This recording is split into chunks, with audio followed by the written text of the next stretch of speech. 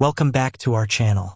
Before we dive into today's chilling case, make sure to hit that subscribe button so you never miss the darkest, most twisted true crime stories we uncover. Tonight, we take you inside a suburban nightmare, a seemingly ordinary American couple whose marriage hid sinister secrets. What began as love turned into obsession, betrayal, and ultimately, a crime so gruesome it left investigators speechless. This is the story of the horrific crime. A husband who murdered his wife and tried to dispose of her body through the bathroom drain. The picturesque suburb of Meadow Creek was, on the surface, a tapestry of manicured lawns, two-car garages, and the gentle hum of contented domesticity. It was a place where dreams of picket fences and school bake sales came to fruition, a haven from the relentless chaos of the city. And nestled within this idyllic tableau was the home of Arthur and Eleanor Vance, a couple who, to all outward appearances, embodied the very essence of suburban bliss. Their house, a charming colonial with meticulously tended flower beds, stood as a testament to their shared aspiration for a perfect life. Neighbors would often see them on their evening strolls, hand in hand, exchanging smiles that seemed to radiate genuine affection. At block parties, Eleanor's laughter, a bright, melodic sound, would often mingle with Arthur's deeper, reassuring chuckle. They were the couple everyone admired, the benchmark against which others often, secretly measured their own relationships. Photos scattered throughout their home and shared liberally on social media painted a vibrant picture. Eleanor, radiant in a sundress, her arm linked through Arthur's as they posed on a Hawaiian beach. Arthur, beaming, holding up a freshly baked birthday cake for Eleanor. A candid shot of them curled on their sofa, a book open between them, bathed in the soft glow of a fireplace. They were the epitome of relationship goals, their online personas meticulously curated, their real-life interactions seemingly mirroring the digital fantasy. Arthur Vance, a man in his late 40s, possessed a boyish charm that belied his age. His eyes, a striking shade of blue, sparkled with an infectious enthusiasm, and his easy smile was capable of disarming even the most cynical observer. He worked in financial consulting, a field that allowed him to cultivate an air of sophisticated competence. He was a natural storyteller, capable of captivating an audience with tales of daring investments and shrewd business deals. Neighbors saw him as affable, generous, always ready with a kind word or a helpful hand. He volunteered for community events, coached the local youth soccer team, and was the first to offer to shovel a neighbor's driveway after a heavy snowfall. He was, in short, a pillar of the community, a seemingly faultless husband. Eleanor Vance, a few years younger than Arthur, was equally admired. Her intelligence was sharp, her wit quick, and her presence commanded a quiet respect. She was an accomplished architect, her designs gracing some of the most prestigious buildings in the nearby city. Her career was a source of immense pride, not just for herself, but for Arthur, who often boasted about her achievements to anyone who would listen. Eleanor was elegant, impeccably dressed, and possessed a serene confidence that drew people to her. She was independent, capable, and had a strong moral compass that guided her every decision. She was the anchor in their relationship, the pragmatic counterpoint to Arthur's sometimes grandiose dreams. Their love story, as recounted by Arthur at many a dinner party, was a romantic comedy waiting to happen.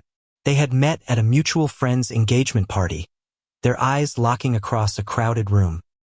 He'd been instantly smitten by her intelligence and beauty, she by his charm and ambition. A whirlwind courtship had led to a fairy tale wedding, followed by years of what seemed to be unwavering devotion.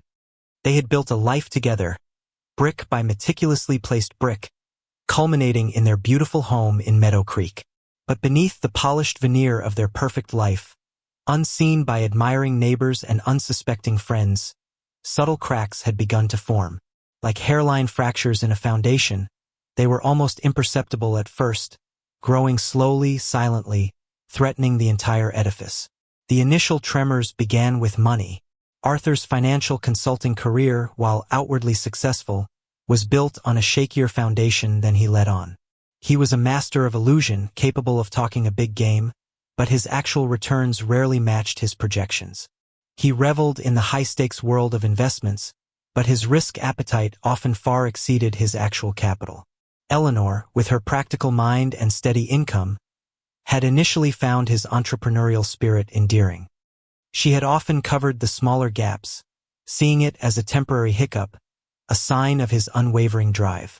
But as the hiccups became more frequent, and the investments yielded less, her patience began to wane.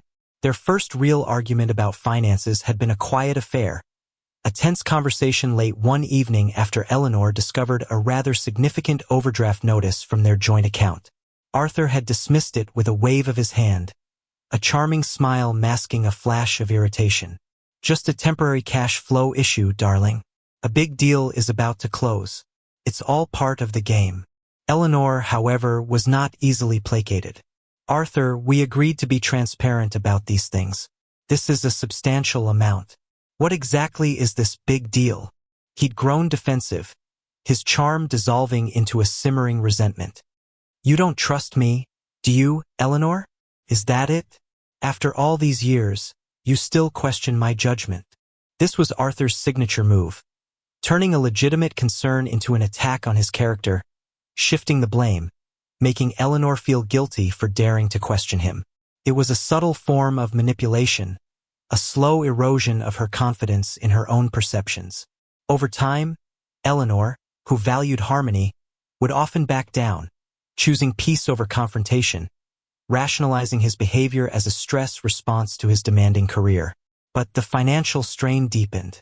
The big deals never quite materialized as promised, and the temporary cash flow issues became chronic.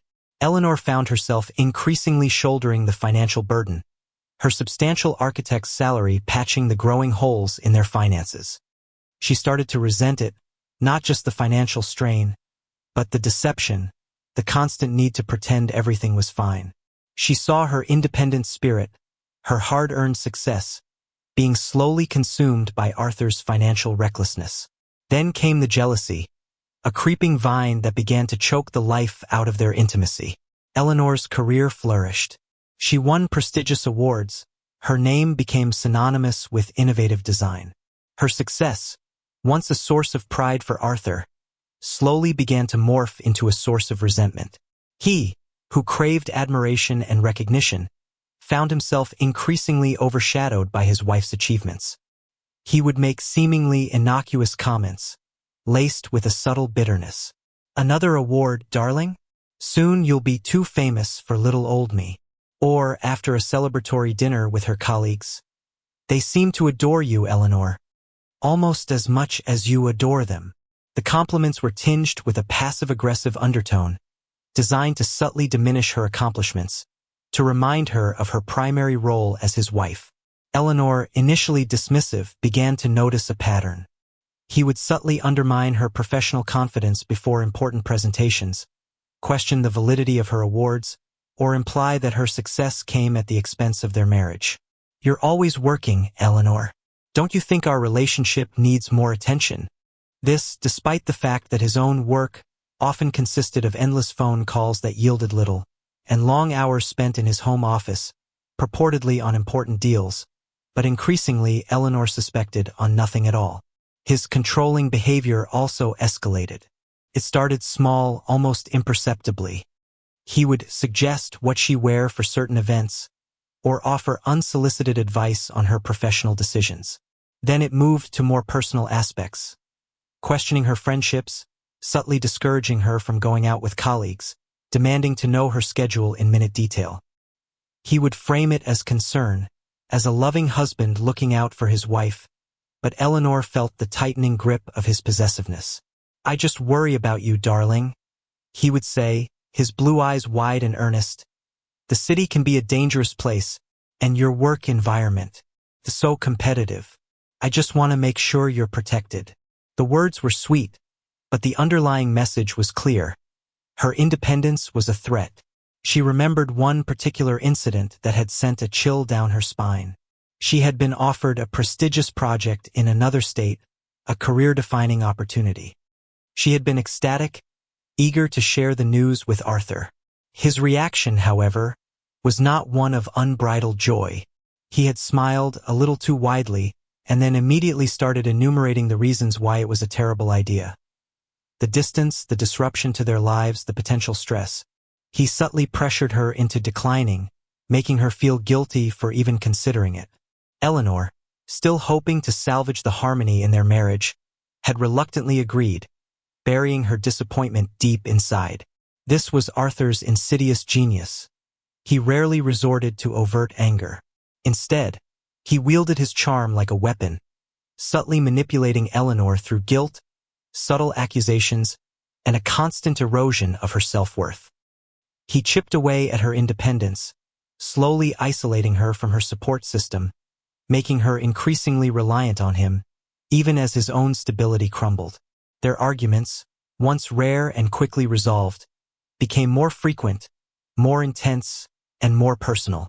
The financial stress, coupled with Arthur's burgeoning jealousy and controlling nature, created a volatile atmosphere. Eleanor, no longer willing to back down, started pushing back. She confronted him about his lies, his evasions, his increasingly reckless spending. She demanded honesty, transparency, a return to the partnership they once shared.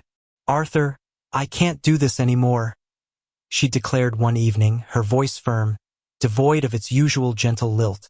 "We need to face this. We are drowning, and you are not being truthful with me." His eyes had narrowed, the charming facade momentarily slipping to reveal a flash of cold fury. "Truthful? I am doing everything I can to provide for us. Eleanor, you think it's easy? You think I enjoy this pressure?" "No, I don't think you enjoy it," she'd retorted, her voice rising. "But I also don't think you're doing anything. We need a plan, Arthur. A real plan. Not more of your pipe dreams." The word pipe dreams had struck a nerve, a raw, exposed wound. It was an accurate, cutting assessment of his failed ventures, a truth he desperately tried to bury under layers of bravado. His face had gone rigid, his jaw clenched. He'd retreated to his study, slamming the door, leaving Eleanor alone in the silent living room, the echo of their harsh words hanging heavy in the air. That was the night she started to seriously consider leaving him. The thought, once unthinkable, now took root in her mind, a tiny, defiant seed of hope for a life free from his manipulations, his lies, his suffocating control. She deserved more. She deserved honesty, respect, and a partner who saw her as an equal, not as an extension of his own fragile ego. She began making quiet preparations. She spoke to a lawyer, discreetly opening a separate bank account, gathering documents. She confided in Clara, her sister, a move that Arthur would undoubtedly perceive as the ultimate betrayal. Clara, ever protective of Eleanor, listened with growing concern, urging her to leave, to escape the increasingly toxic environment. But Arthur, with his acute sensitivity to even the slightest shift in Eleanor's demeanor, sensed her growing detachment. He saw the guarded look in her eyes, the subtle way she avoided his touch, the new resilience in her arguments. He felt her slipping away, the meticulously constructed edifice of his control crumbling around him. The fear of losing her, of being exposed as the failure he truly was, morphed into a dark, possessive rage. He couldn't lose her. He wouldn't lose her. She was his beautiful, successful, independent wife, and if he couldn't control her, if he couldn't have her, then no one could. The once perfect couple, admired by all, was hurtling towards an unimaginable precipice. The subtle cracks had become gaping fissures, the charming facade now a paper-thin veil over a brewing storm of resentment, betrayal, and a terrifying, escalating possessiveness that would soon erupt into a horrifying, unspeakable act. The suburban dream was about to become a suburban nightmare, a testament to the dark secrets that can fester beneath the surface of even the most perfectly curated lives. The evening of October 17th, a Tuesday, began like countless others in the Vance household. Eleanor arrived home from her office, the lingering scent of blueprints and fresh coffee clinging to her stylish trench coat. Arthur was already in the kitchen, a glass of amber liquid in his hand, ostensibly preparing dinner. The air, however, was thick with an unspoken tension, a palpable unease that had become a constant companion in their increasingly fractured marriage. Eleanor dropped her briefcase by the door with a sigh. "Long day," she murmured, more to herself than to Arthur. She walked towards the kitchen, her eyes immediately drawn to the half-empty bottle of expensive scotch on the counter. Arthur had started drinking more heavily in recent months, a habit she found increasingly alarming. It wasn't the boisterous, celebratory drinking of his earlier, more confident years. This was a quiet, almost desperate consumption, a prelude to the arguments that inevitably followed. "Rough day at the office, darling?" Arthur asked, his voice a little too smooth, a little too solicitous. He turned, offering a tight-lipped smile. His blue eyes, usually sparkling, seemed dulled, a faint redness around the pupils betraying his earlier indulgence. Eleanor poured herself a glass of water, avoiding his gaze. The usual, tight deadlines, and a rather unpleasant conversation with the bank about our mortgage. She emphasized the word "our," a subtle jab at his financial evasiveness. The smile vanished from Arthur's face. "Again with the money, Eleanor? Can't we ever just have a peaceful evening? I'm doing everything I can." His voice, though still relatively low, had a brittle edge. "Are you, Arthur? Are you really?" Eleanor challenged, turning to face him. Her patience, worn thin by months of deception and empty promises, had finally reached its breaking point. "I spoke with Clara today. She's concerned. I'm concerned. The foreclosure notice isn't just a temporary cash flow issue anymore. It's real. And you haven't been honest with me." The mention of Clara, her sister and confidant, was a match to a fuse. Arthur's face flushed an angry red. "Clara? You've been talking to Clara about our finances? You're discussing our private matters with your busybody sister." His voice rose, losing its earlier pretense of calm. "You undermine me at every turn, Eleanor. You question my every decision. You doubt my capabilities. Because your capabilities are putting us on the street, Arthur," Eleanor retorted, her voice now sharp, echoing in the quiet kitchen. "I found the lawyer's card, Arthur, on your desk. You're consulting someone behind my back, aren't you? You're trying to hide something, aren't you?" Arthur froze, his eyes widening in alarm. He had been consulting a divorce lawyer, not to initiate proceedings himself, but to understand his legal standing, to find a way to secure his assets, to protect himself from Eleanor's potential actions. The revelation that she knew, that she had been actively looking, felt like a complete invasion, a final, definitive betrayal. "A lawyer?" he stammered, his mind racing for an excuse. I was looking into investment opportunities, some legal clauses. Nothing to do with us, Eleanor." Eleanor laughed, a short, bitter sound devoid of her usual warmth. "Don't lie to me, Arthur. Not anymore. I'm tired of it. I'm tired of the charade. I'm tired of being your personal ATM. I'm tired of being made to feel like I'm crazy for questioning your elaborate fantasies." Her eyes, usually warm and loving, now held a cold, unwavering resolve. "I'm leaving, Arthur. I've started making arrangements. I'm taking control of my own life." The words hit Arthur with the force of a physical blow. "Leaving?" he whispered, the blood draining from his face. "You're leaving me? After everything we've built? After everything I've done for you?" The indignation in his voice was genuine, a twisted reflection of his self-pity. In his mind, he was the victim, the long-suffering husband whose efforts were unappreciated, whose love was scorned. "You haven't done anything for me, Arthur," Eleanor countered, her voice now calm, chillingly so. "You've bled me dry. You've suffocated me. You've turned me into a shadow of myself. I deserve more than this." The truth, stark and undeniable, hit Arthur like a freight train. She was serious. She was truly leaving. The image of his perfect life, his perfect wife, his meticulously crafted facade, shattered into a million pieces.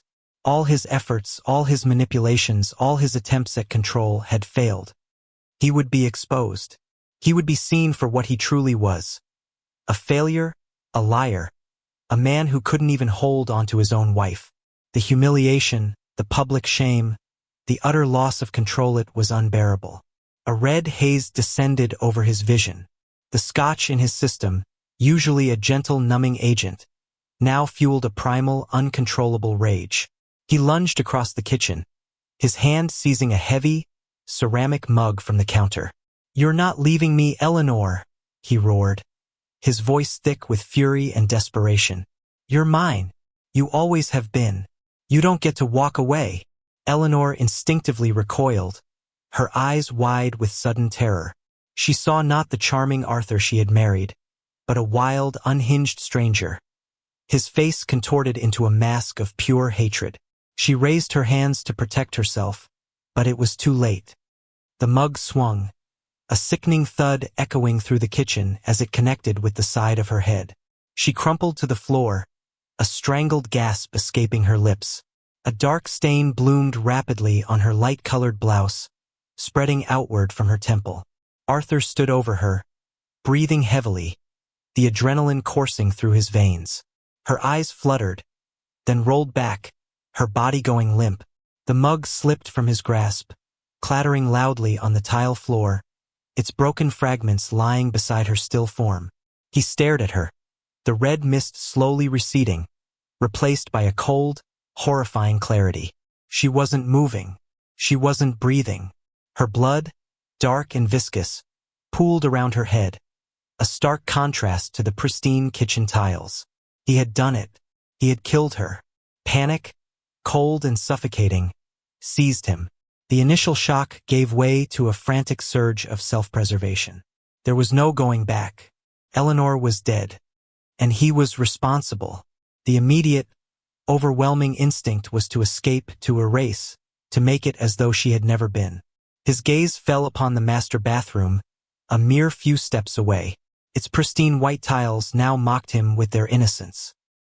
He dragged her body, heavy and unnaturally pliant, across the polished floorboards, the silence broken only by the soft scrape of her clothes against the wood and the frantic drumming of his own heart. He laid her in the bathtub, her head lolling awkwardly, her beautiful hair fanned out around her like a dark halo. The stark white of the tub seemed to amplify the lifeless pallor of her skin. The gash on her temple, though no longer bleeding profusely, was a gaping wound. He sat on the edge of the tub, staring at her, the enormity of his act slowly seeping into his consciousness. The initial surge of terror gave way to a chilling pragmatism. He had to dispose of the body. But how? The backyard was too small, too visible. The woods beyond their property were frequented by dog walkers. Burial was out of the question.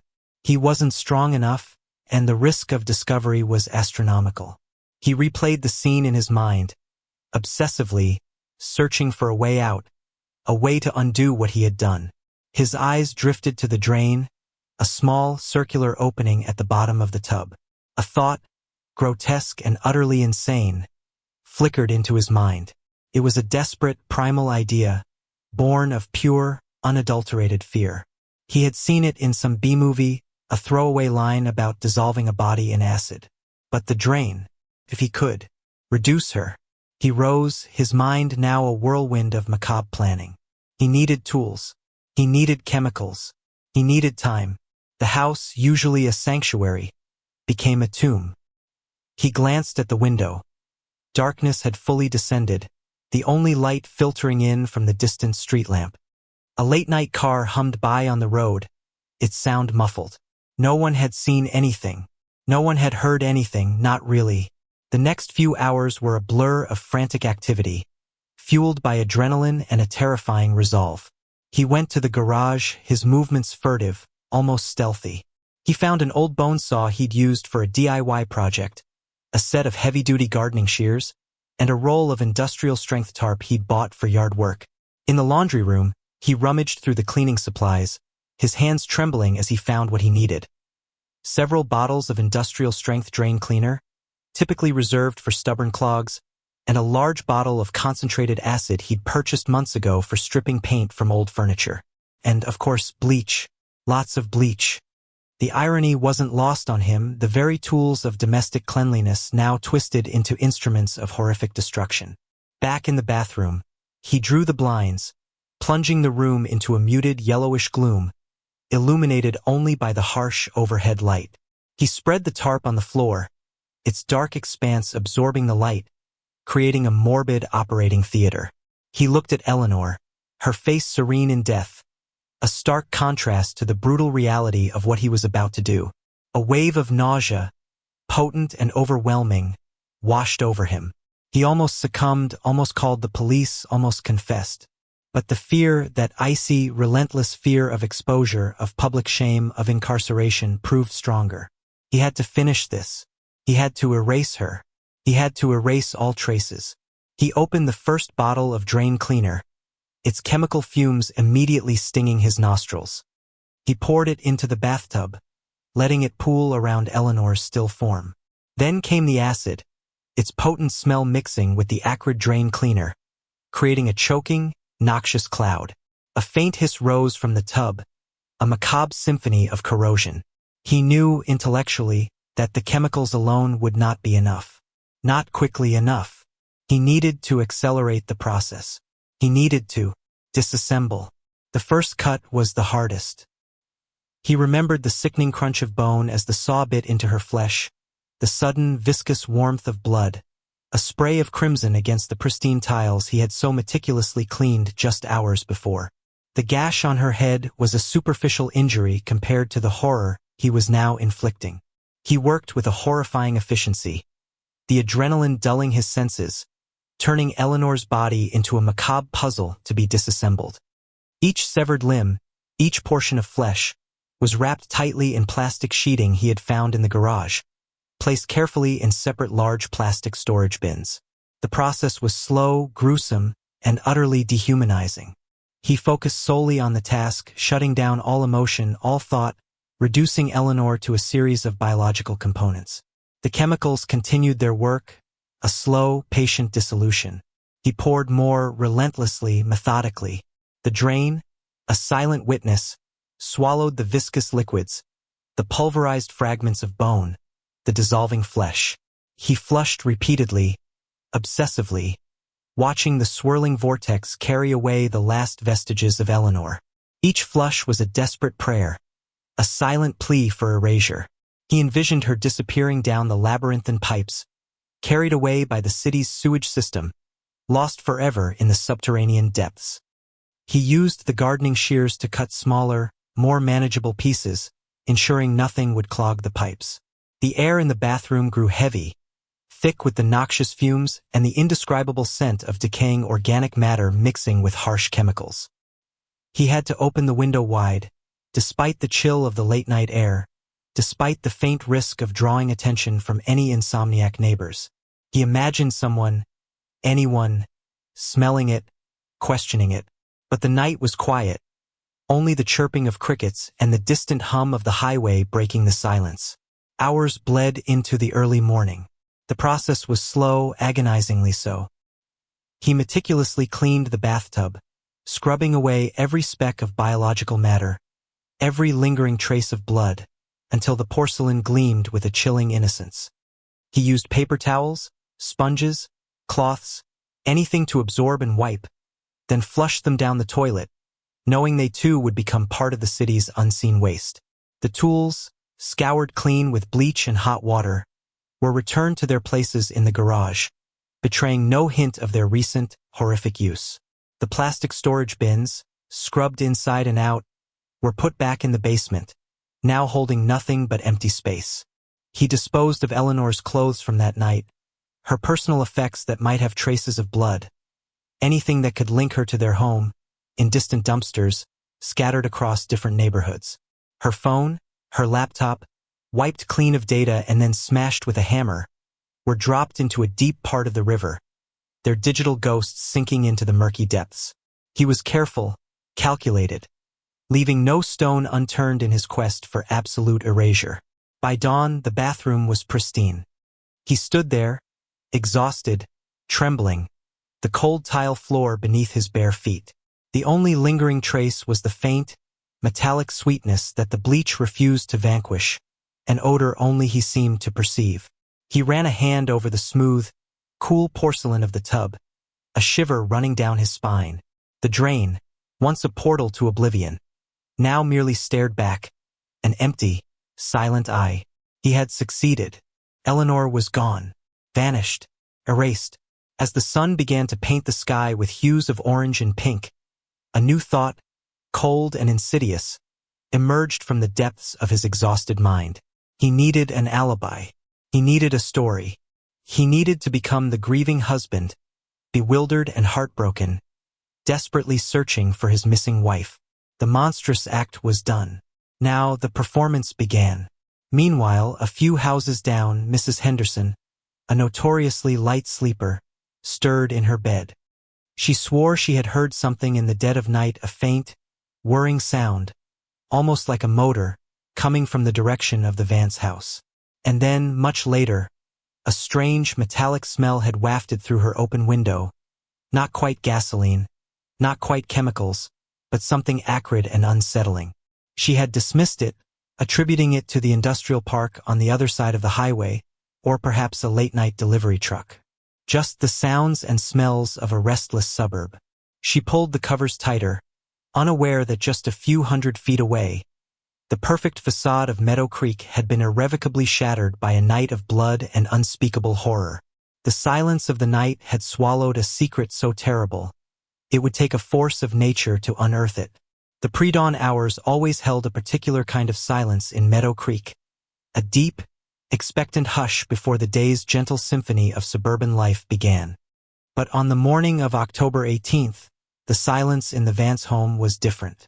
It was heavy, suffocating, a vacuum where Eleanor's vibrant energy used to be. Arthur, despite his exhaustion, couldn't sleep. He lay awake, staring at the ceiling, the events of the previous night replaying in a horrifying loop in his mind. The scent of bleach, now intertwined with the phantom scent of something far more sinister, clung to his nostrils, a permanent fixture. His meticulous planning, however, began immediately after his macabre task was complete. The first step was to establish the illusion of normalcy. He made himself coffee, his hands trembling slightly as he poured the dark liquid. He retrieved Eleanor's phone from the nightstand, where he had deliberately left it, and called her office, feigning concern when her assistant said Eleanor hadn't called in. He then left a voicemail for her sister, Clara, a carefully crafted message expressing bewilderment and worry that Eleanor hadn't returned home. He needed witnesses to his distress. Later that morning, Arthur executed the most critical part of his performance, calling the police. He rehearsed the lines in his head one last time, ensuring his voice carried the right blend of despair and confusion. "My wife, Eleanor Vance, she's gone," he stammered into the phone, his voice catching on a fabricated sob. "I woke up this morning, and she wasn't in bed. Her car's here, her purse, her phone. It's like she just vanished. I'm so worried." The dispatcher, calm and professional, walked him through the standard questions. Arthur stuck to his script, painting a picture of Eleanor as a creature of habit, meticulous and reliable, making her disappearance all the more inexplicable. He subtly introduced the idea of their recent financial stress, framing it as a minor marital tension, a possible reason for her to perhaps clear her head and leave voluntarily, albeit inexplicably without a word. He didn't mention the argument, the mug, the blood, or the drain. Within the hour, 2 uniformed officers, Officer Miller and Officer Chun, arrived at the Vance residence. Miller, a seasoned veteran with a weary but sharp gaze, took the lead, while Chan, younger and more analytical, meticulously took notes. Arthur greeted them at the door, his face a carefully constructed mask of exhaustion and anxiety. "Thank you for coming, officers," he said, his voice strained. I don't understand any of this." He led them through the house, pointing out Eleanor's car in the driveway, the untouched purse on her dresser, the phone on the nightstand. He made a point of not entering the master bathroom, subtly steering them towards the living room and kitchen, allowing them to absorb the image of a bewildered husband in a well-maintained, if now somber, home. "No arguments recently, Mr. Vance?" Officer Miller asked, his eyes scanning Arthur's face, searching for any tell. Arthur forced a sigh. Nothing out of the ordinary, officer. Every couple has their disagreements, of course. We've been a bit stressed about finances lately, but we always talk things through. Eleanor's not one to just run off. He let his voice trail off, hinting at a deeper, unspoken fear, carefully avoiding any mention of the intensity of their final argument. They took his statement, promising to initiate a missing persons report and begin a preliminary search. As they left, Arthur offered a weak, grateful smile, a silent prayer that his performance had been convincing enough. He had to assume they would be back for a more thorough search, and he was confident his cleaning had been immaculate. The alarm for Eleanor's disappearance spread rapidly through her network. Clara, her sister, received Arthur's voicemail and immediately drove to Meadow Creek, her heart heavy with a growing sense of dread. She had known about Eleanor's plans to leave Arthur, her quiet preparations for a new life. Eleanor wouldn't just vanish. Something was terribly wrong. Clara arrived at the Vance house, her face etched with worry. Arthur opened the door, his eyes red-rimmed, his demeanor a picture of controlled grief. He embraced her, but Clara felt a subtle tension in his arms, a stiffness that spoke of something other than sorrow. "Where is she, Arthur?" Clara demanded, pulling away from him, her voice trembling. "She wouldn't just leave without telling me. She was making plans." Arthur's eyes hardened for a fraction of a second, quickly masked by a look of bewildered innocence. "Plans? What plans, Clara? She didn't tell me anything. She just vanished." He dabbed at his eyes with a tissue. "I'm heartbroken, Clara. Truly. I just want her back." Clara, however, was not easily fooled. She knew her sister, and she knew Arthur's capacity for manipulation. She noticed the unsettling tidiness of the house, almost too perfect, as if scrubbed clean of any sign of life or struggle. And she noticed a faint, cloying odor, a mix of artificial lemon and something else, something metallic and faintly chemical, hanging in the air. It wasn't the usual smell of a house lived in by two people. "What's that smell, Arthur?" she asked, wrinkling her nose. Arthur waved a dismissive hand. "Oh, probably just the drain cleaner. The pipes have been a bit sluggish lately. You know how old houses can be." Clara's gut churned. She knew this house wasn't old, and its plumbing was regularly maintained. She filed the detail away, a tiny seed of suspicion beginning to sprout. She organized a full-scale search, contacting Eleanor's friends, colleagues, and posting pleas on social media. Arthur reluctantly participated, playing his role of the grieving husband with a detached professionalism that, to Clara, felt profoundly unsettling. He stood beside her at press conferences, his arm around her, his face a mask of sorrow, offering a substantial reward for information. But his eyes, Clara noted, never quite met hers. The police, now led by Detective Reynolds and her partner Detective Miller, returned to the Vance home for a more thorough examination. This time they brought forensic kits, their movements methodical and precise. Arthur allowed them full access, confident in his meticulous cleaning. He watched, heart pounding, as they moved through the house, their flashlights sweeping every surface. He held his breath as they entered the master bathroom. Detective Reynolds, her face grim, ran her gloved hand over the pristine porcelain of the bathtub, her gaze lingering on the drain. She knelt, peering into the dark opening, then sniffed the air, her brow furrowing slightly. Miller, meanwhile, ran a luminol test along the tiles, the faint blue glow revealing nothing. Arthur felt a surge of triumph. He had been flawless. Yet, a subtle shift in their demeanor did not escape him. Their questions became more probing. Their gazes lingered a little longer. They asked about their marriage, their arguments, their financial situation, delving deeper than before. Arthur maintained his calm, consistent narrative, never wavering, never contradicting himself. He was a pillar of grief, a bewildered husband searching for his beloved wife. But it was the small details, the ones Arthur had dismissed as insignificant, that began to gnaw at the detectives.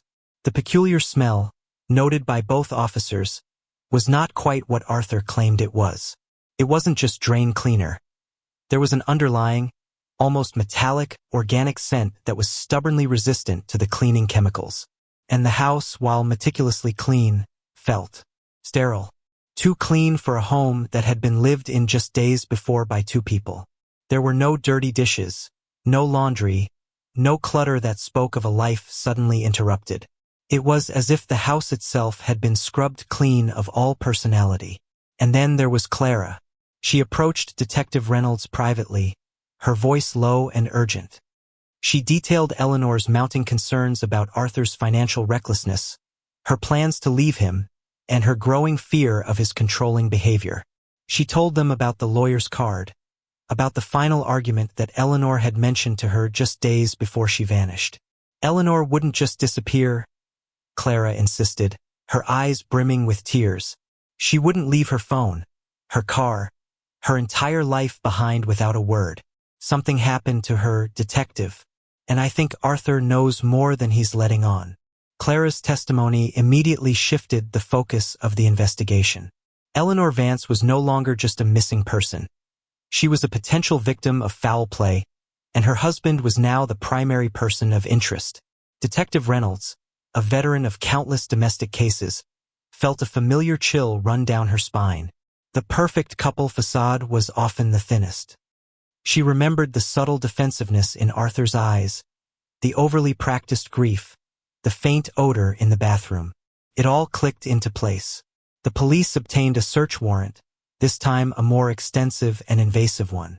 They brought in a specialized forensic team, equipped with tools to detect even the most minute traces of evidence.